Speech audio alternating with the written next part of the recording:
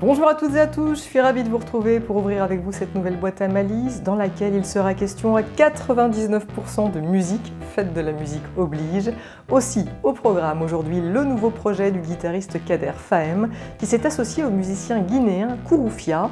En résidence au Galar Plus de Nilvange, ils ont composé un répertoire se jouant de leurs origines algériennes et africaines. Nous pousserons ensuite les portes de l'Opéra-Théâtre de l'Eurométropole de Metz afin de savoir ce que nous réserve la saison 2022-2023, une saison pour le moins lunaire, vous le verrez. Et puis bien sûr, nous vous réservons quelques belles idées de sorties musicales et notre clip de la semaine. Mais tout de suite, retrouvons notre invité du jour pour qui la musique a une grande place dans la vie. Pierre Hannot a en effet le rock dans la peau, auteur, compositeur, interprète, il livre un nouvel album et dans le même temps un nouveau roman. Voyons tout de suite de quoi il en retourne. Bienvenue.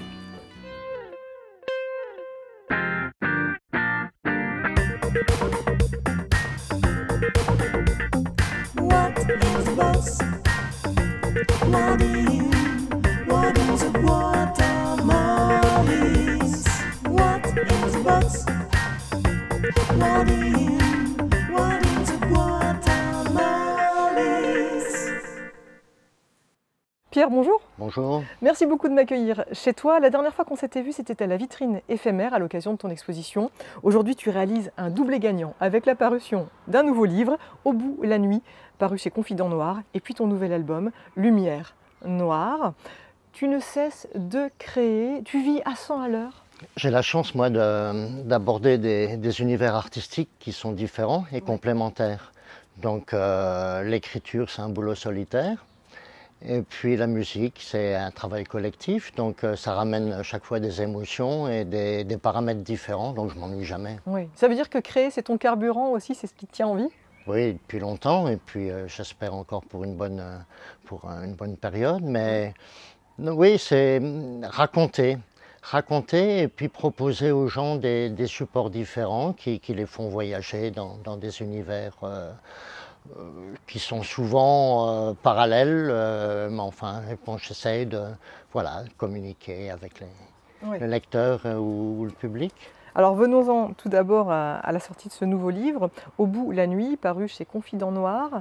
Il y est question là de Paul, un collabo qui, à l'aube de son procès, va se livrer dans sa cellule. Il va écrire dans son journal intime et confier un petit peu toutes les actions qu'il a pu mener dans le cadre de la milice. Autant dire que ce n'est pas très glorieux. Qu'est-ce qui pousse à s'intéresser à un personnage comme Paul? C'est un petit peu dans la logique de mes deux romans précédents, Oui. qui étaient sur des bases historiques sérieuses. Là, ça me permet d'asseoir mon romanesque sur des faits véritables et d'inventer ce qui manque au scénario. C'est pas vraiment contemporain puisque le roman se passe de 1943 jusqu'en 1991. Oui. Mais il y a une résonance assez forte avec notre actualité. Oui, j'allais le dire, c'est vrai quand on le lit... L'extrême droite n'a pas disparu après le débarquement. Oui, ouais. Oui, exactement. Tu parlais de tes deux précédents romans, c'est vrai qu'il y a toujours chez toi cette dimension historique, mais des sujets qui sont un peu noirs, un peu durs. Le précédent, Au vagabond l'immensité, tu nous parlais de la nuit des paras, avec Eugène Criqui, tu nous parlais des gueules cassées. Donc tu aimes aller peut-être... je sais pas, il y a un devoir de mémoire peut-être dans ça ou dans cette écriture aussi ou... Je ne sais pas si c'est un devoir de mémoire, mais bon, je suis un écrivain de romans noirs. Les romans noirs, c'est des histoires où c'est pas des héros, c'est pas des Rambo, oui. C'est des gens qui sont assez ordinaires, qui sont pris dans un tsunami qui les dépasse et qui essayent de s'en sortir.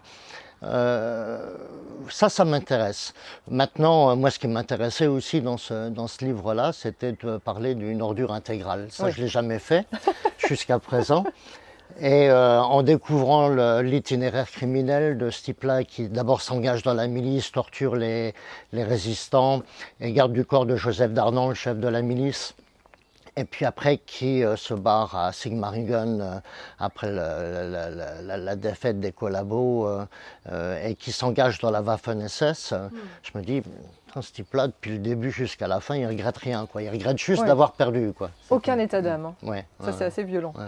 Alors c'est un travail romanesque très compliqué parce que ou bien on lui trouve quelques circonstances atténuantes et j'en avais pas trop envie, ou bien on risque de dégoûter le lecteur d'un personnage aussi abject. C'est pour ça que j'ai fait un roman choral. Il y a plusieurs personnages qui s'opposent à ce type-là et qui ramènent une autre vérité. Oui, et c'est vrai que c'est intéressant dans l'écriture, c'est ce ping-pong que tu nous proposes entre ces moments où il est en cellule, où il se livre, et puis ces moments où il va se trouver confronté à son avocat, où on va le retrouver au tribunal. C'est ça aussi, et ça on est tenu en haleine, hein, en permanence. Oui, et puis j'agence ça sur des chapitres un peu courts, comme ça, qui gardent leur dynamique, quoi. Oui, oui. Alors on ne peut pas, en parlant de Au bout de la nuit, ne pas évoquer Louis-Ferdinand Céline, puisque quand on lit ce titre, on pense forcément à Voyage au bout de la nuit de Céline. Bien sûr. Puis il se trouve que ton héros, il le côtoie dans l'ouvrage. Alors, historiquement, c'est une invention, Oui. mais en tout cas, les deux personnages-là étaient au même endroit, à Sigmaringen, qui était une petite ville de Bavière, où tout le gouvernement fantoche pétainiste s'était réfugié, et beaucoup de collaborateurs, dont Céline, qui, hors le fait d'être un écrivain reconnu et important, était un type antisémite, collabo, enfin bon, un type peu recommandable. Donc je le fais rencontrer à un moment donné avec mon milicien, et d'où le titre évidemment Au bout de la nuit, mais qui a un autre sens que le titre de Voyage au bout de la nuit. C'est-à-dire que lui, mon collabo en instance de jugement, il pense qu'au bout de la nuit, ça va être juste 12 balles dans la peau parce que à la limite, il le mérite. Ouais. En tout cas, Il ne regrette rien, mais en tout cas, il le mérite ouais, quand même. ouais, aux yeux de l'accusation. Oui, Voilà. c'est ça. Ouais. Louis-Ferdinand Céline, pour autant, quel regard tu portes sur son écriture? Est-ce qu'il a pu faire partie des auteurs qui t'ont inspiré? Ah, moi, c'est un écrivain. Quand j'ai lu Voyage au bout de la nuit, j'avais 17 ans. Ça a changé pas mal de choses. Mais ce qui a changé pas mal de choses aussi, c'est qu'après, j'ai lu tous ses écrits antisémites. Et là, j'ai plus d'indulgence pour lui, quoi, parce que ce qu'on ne pardonnerait pas à un plâtrier ou voilà, ou à un type lambda, on le pardonne à un écrivain au nom de son talent. Voilà. Alors c'est un sujet de controverse avec pas mal de mes collègues, mais voilà. Oui, c'est compliqué de dissocier l'homme de son œuvre parfois. Ouais. Ben, pour moi, ça l'est plus. Voilà. Ça y est, c'est tranché. Pour revenir à ton écriture, elle est très rock'n'roll, je trouve. Il y a toujours un rythme effréné, c'est scandé. Est-ce que c'est peut-être le rocker qui sommeille en toi, forcément, qui transparaît dans l'écriture? Le rock transparaît dans les mots et dans le rythme des mots? Bien sûr, parce que je suis venu au roman par la musique, par la chanson. Alors, c'est un atout. Parce qu'il y a une sonorité, je suis considéré comme un styliste par beaucoup de mes collègues. Il y a un petit défaut aussi, c'est que je suis incapable d'écrire un bouquin de 600 pages. et donc quand j'arrive à 200, pour moi, c'est le nirvana. En même temps, c'est pas une obligation hein, d'écrire Ouais. un bouquin de 600. Oui, mais je suis admiratif quand même de certains écrivains qui pondent alors 600 pages plus tous les volumes qui suivent. Oui, quoi. c'est ça. Nous, on est bien contents que ça fasse 200. Là, j'ai donc Au bout de la nuit chez Confident Noir. Et juste à côté, eh bien, on a Lumière Noire, un album dans lequel on va retrouver 10 titres. Comment elle s'est fait la gestation de cet album? Alors, c'est important pour moi de garder l'image de ce qui se passe sur scène. Oui. Donc il n'y a pas eu de rajout d'autres instruments que voilà. Donc garder l'énergie qu'il y a sur scène et puis mettre en valeur l'écriture tant musicale que des mots. Donc on a fait un enregistrement pas live mais très viril. Enfin, j'aime pas trop l'expression, mais disons qu'on n'a pas fait beaucoup de re-recording, d'arrangements finalement, et d'arrangements, si ce n'est ceux qu'on développe sur scène. Oui. Tu m'as dit t'en as souffert, t'en as même fait une maladie, mais si j'invente quitte à te déplaire, c'est pas un crime, c'est pas un délit. Oh, mon fake news, si tu me quittes, je t'épouse. abordes beaucoup la question de l'amour. L'amour est très présente dans tes chansons. Sous forme humoristique parfois. Non, pas du tout. Non. Pas du tout. Mais en tout cas, j'ai pu le constater avec pas mal de titres. Oui, parce que quand on parle d'amour, il y a toutes les palettes. Il y a la déception, il y a la gloire, voilà. Donc on couvre tous les sentiments humains. Mais plus que l'amour, le thème de l'amour, je pense qu'il y a un feeling blues qui est sous-jacent dans tous ces morceaux, même s'ils ont chacun leur histoire. Et ça, c'est quelque chose aussi qu'on produit sur scène. Et puis, c'est ma culture, quoi, parce que j'aime beaucoup les morts. Voilà. Donc j'aime beaucoup les morts et souvent ils sont très blues. Alors bon, ça peut être Hendrix, ça peut être des tas de gens comme ça. D'accord. Mais le blues, c'est en même temps, c'est l'amertume, c'est la tristesse, mais c'est jamais l'échec. C'est toujours l'espoir que. C'est ce qui fait peut-être qu'il y a cette dualité dans le titre, lumière, noir. C'est Bien ça. sûr, oui. Et puis le paradoxe, le paradoxe est source de poésie. Pour cet album, c'est une équipe fidèle qui est à tes côtés? Ah, c'est pas une équipe, c'est un gang. Oui. Alors, le bassiste Pascal Dumont, qui est un musicien qui me suit depuis les années 80, très fidèle. Alain Brache, qui est le guitariste, qui a été mon tout premier guitariste dans les années 75, qui a ressurgi des ténèbres. Oui. Et puis Denis Palatin, qui est un batteur qui joue avec tous les calors du blues nationaux et internationaux, qui a joué sur mon album En un instant d'année dans les années 90 aussi, et puis qui est revenu à la maison. Donc c'est vraiment, on est vraiment sur le même projet, sur les mêmes plaisirs. Ouais. On se prend en otage, les amants attirés s'en voudront davantage, bébé, jusqu'à se déchirer. On se prend en otage, les amants attirés s'en voudront davantage, bébé, jusqu'à se déchirer. Si je te laisse une minute pour me convaincre de se procurer et le livre et l'album, comment est-ce que tu t'y prendrais? Qu'est-ce que tu dirais aux téléspectateurs? Je crois que j'ai mis pas mal de temps à concevoir ces deux objets et qu'ils sont sincères et vivants. Voilà. Je ne suis pas du tout dans le ressentiment ni rester bloqué sur le passé. J'ai toujours l'appétit d'avancer et puis je pense que c'est une nouvelle étape dans ce que j'entreprends. Eh bien, on n'hésite pas à se les procurer. Au bout de la nuit, c'est chez Confident Noir. Et puis là, j'ai Lumière Noire, Pierre Hannot, qu'on peut écouter partout. On peut aller faire un tour sur ton site internet pour se tenir au fait de ton actualité. Merci beaucoup. Puis alors à très bientôt puisque voilà, il y a forcément un nouveau projet qui va naître très vite. Bien sûr. Merci Pierre. Merci à toi.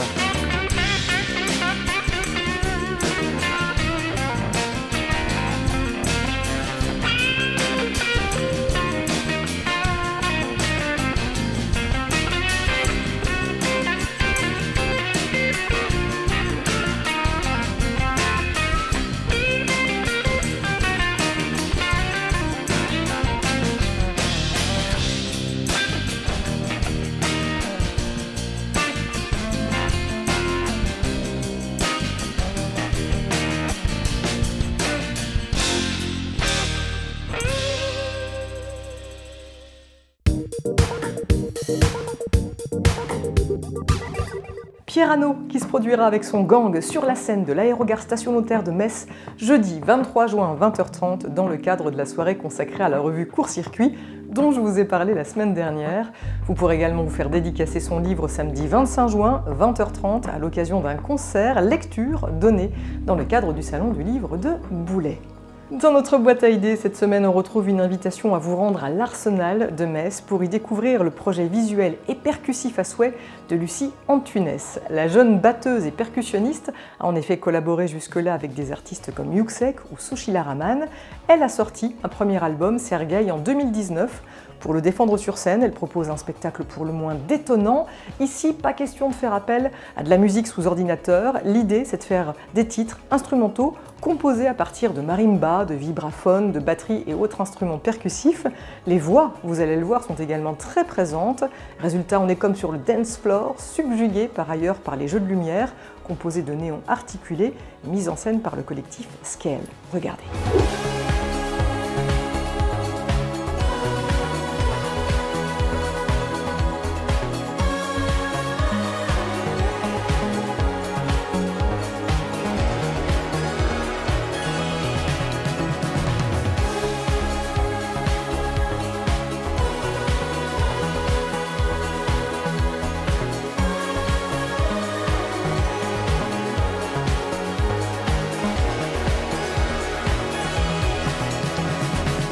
L'image des femmes dans la société, les états borderline ou encore la dégradation des corps, et bien voilà ce qui intéresse Lucie Antunès et qu'elle transcrit à sa façon sur scène, en musique. Une artiste qui soigne chacun de ses spectacles et qui aime collaborer tout aussi bien avec des performeurs, des musiciens ou des chorégraphes. Son spectacle vaut vraiment le détour, ne le manquez pas. Il reste encore des places et c'est à l'Arsenal vendredi 24 juin à 20 h. Toujours à l'Arsenal de Metz et dans un tout autre style, les amoureux de mandoline seront comblés puisque le concert de gala de l'ensemble instrumental de l'Écopie, l'Académie intégrale des cordes pincées, aura lieu le samedi 2 juillet.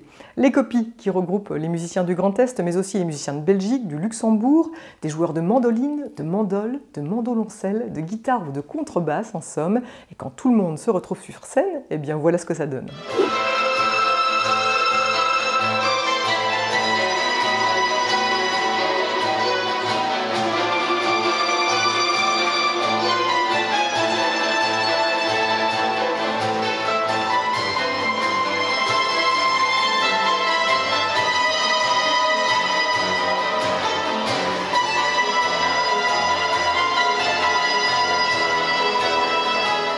Vous venez d'écouter un extrait de Libertango d'Astor Piazzolla, c'était en 2018.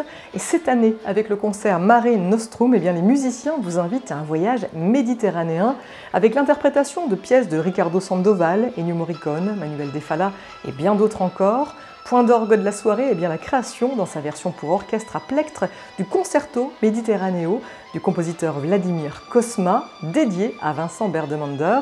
Rendez-vous samedi 2 juillet à l'Arsenal de Metz pour en profiter. Ce concert d'ailleurs devrait enchanter le guitariste lorrain Kader Fahem qui lui aussi joue de la mandole. Vous allez le constater ici puisque je l'ai rencontré au Gueulard Plus de Nilvange où il était en résidence avec un autre musicien d'exception, Kouroufia, auquel il s'est associé.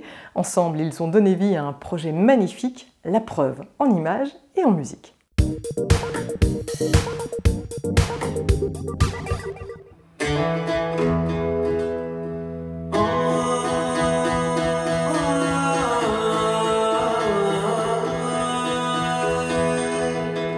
À gauche, le Lorrain d'origine algérienne Kader Fahem, virtuose de la guitare flamenca et ici de la mandole.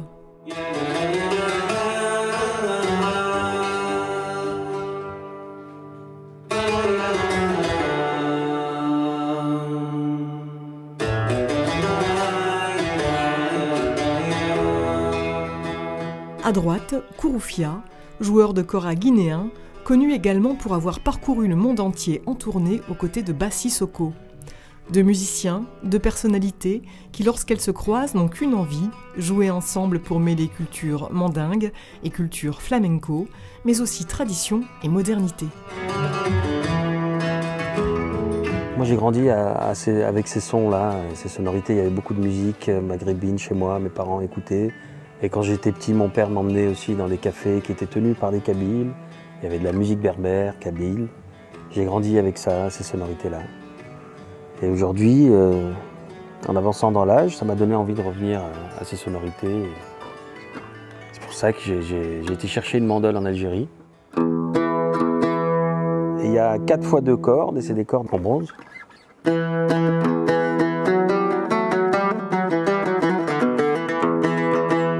Là, je joue avec un médiator, alors que la guitare flamenca, c'est avec les ongles, avec les doigts. C'est encore différent.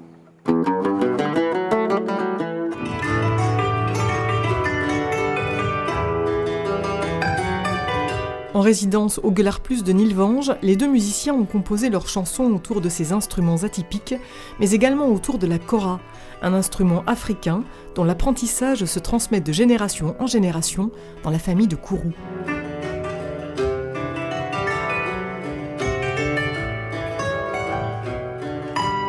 Ça, c'est la calobasse.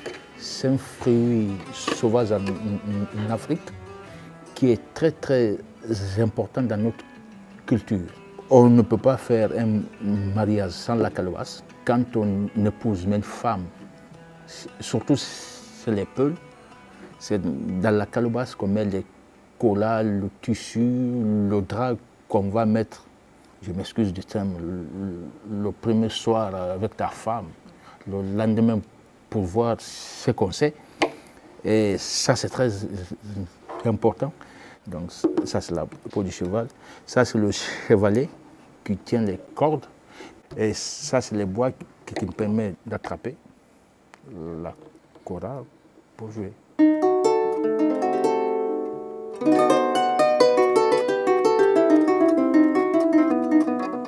Mon papa était l'un des plus grands joueurs de kora. Il a été la première personne à jouer de la kora dans les années 60 au siège des Nations Unies. Qu'est-ce que j'aime dans la kora? Ça c'est une question qu'on ne pose pas d'ailleurs. Parce que je suis né avec ça, j'ai grandi avec ça. Donc ça c'est au-delà de l'amour. Mais qu'est-ce que j'aime à la kora? C'est que c'est un instrument qui est très magique.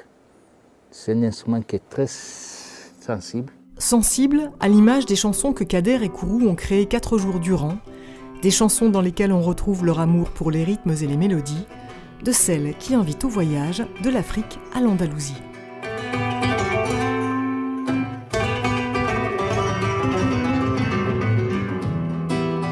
On part d'abord sur une petite suite d'accords. Une suite d'accords qui est basée aussi sur son harmonie, parce qu'il y a une harmonie dans la kora. Si on veut faire une autre harmonie, il est obligé de se réaccorder comme il faut. Et voilà, je trouve des accords qui collent à son harmonie. Et puis ensuite, il y a un thème qui... Soit il lance un thème, soit je lance un petit thème en improvisant. Et puis ça donne... Et après, on structure le morceau. Et ça donne une compo. On aime improviser. Ça, c'est notre truc. C'est notre personnalité aussi. C'est un voyage. C'est un Qui s'arrête voyage jamais. qui n'a pas de fin. Pour que ne durent que les moments doux, en Lorraine, comme à l'autre bout du monde, où leurs notes n'ont pas fini de résonner.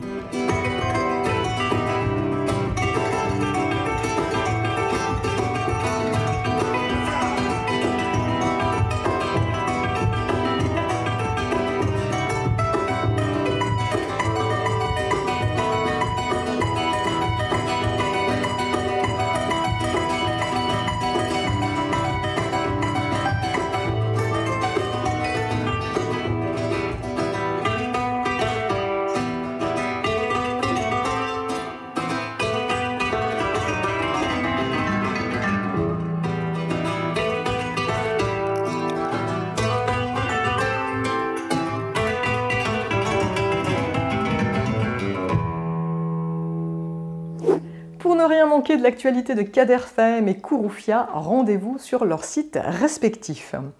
Poursuivons notre voyage musical direction l'Opéra-Théâtre de l'Eurométropole de Metz, où son directeur Paul-Émile Fourny a dévoilé la nouvelle saison 2022-2023, une saison inspirée par la Lune, comme nous l'explique Emma Faketti.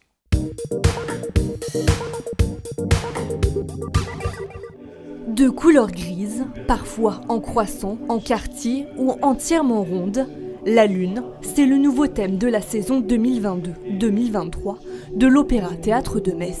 Elle rythme évidemment les nuits, bien évidemment le soleil les jours, sauf que la Lune, ce n'est jamais la même.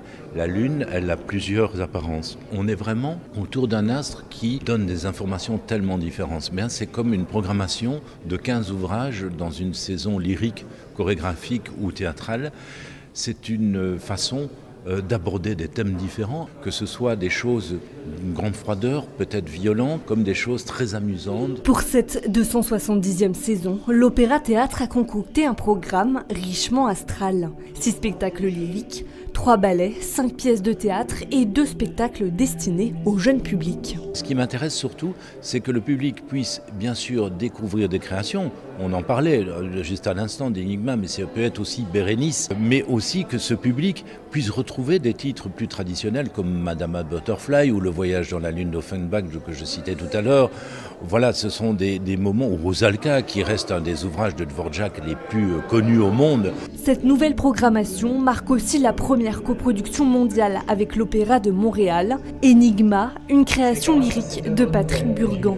Une collaboration franco-québécoise qui fera peut-être bondir la fréquentation de la structure, en peine depuis la crise Covid.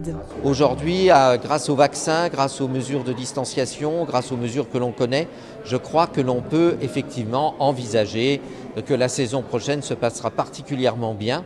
Et je le dis, il vaut mieux s'abonner, au moins on n'oublie pas un bel opéra ou une superbe pièce de théâtre. Vous savez maintenant ce qu'il vous reste à faire pour être émerveillé par ces spectacles chorégraphiques, théâtrales et lyriques lunaires.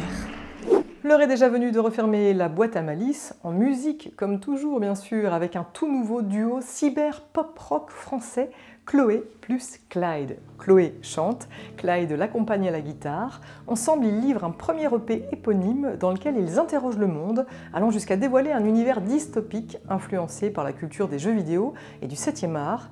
Des chansons futuristes teintées d'acoustique et d'électro, je vous laisse en leur compagnie. Allez, bye bye. Je ne ressens rien. Ce monde n'est pas le mien. Je ne ressens rien.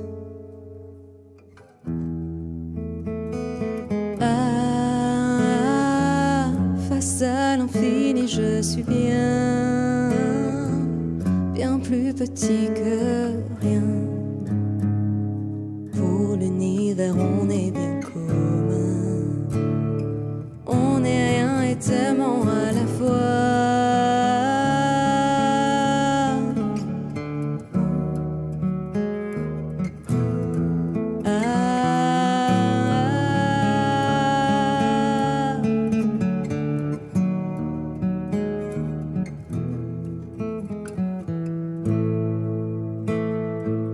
Allô l'univers, tu me reçois,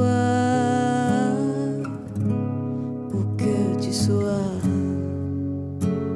Es-tu aussi seul et perdu que moi? Ah, sur terre on se prend pour ce qu'on n'est pas. Est-ce qu'on apprendra? L'avenir s'écrira quand on se prendra